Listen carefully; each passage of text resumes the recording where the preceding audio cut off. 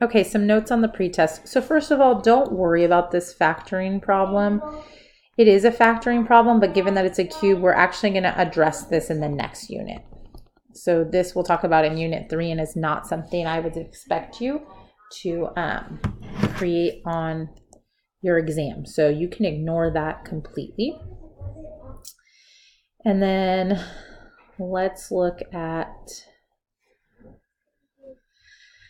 6a. Okay, so for the how long does it take the ball to hit the ground? Right, so we set y equal to 0. And then we're essentially looking for our x-intercept, which is basically our t values in here. And then what we're doing is anything to solve that. So once you get here, there's actually several ways you can solve. If it's on the calculator portion, you can actually graph the y equals negative 4t squared plus 100t. And you'd get a concave down parabola, and you'd be looking for that 0 where it crosses the x-axis.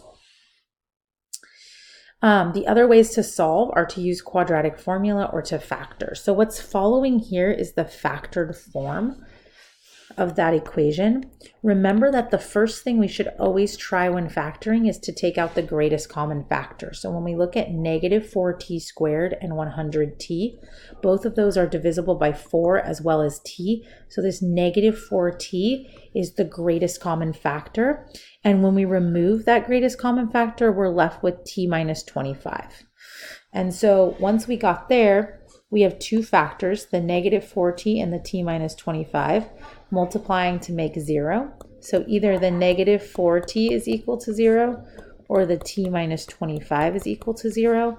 And the solutions of those are where we're getting this t equals 0 and this t equals 25. And so what that's telling me is that the t values or the x-intercepts are at 0 and then later at 25.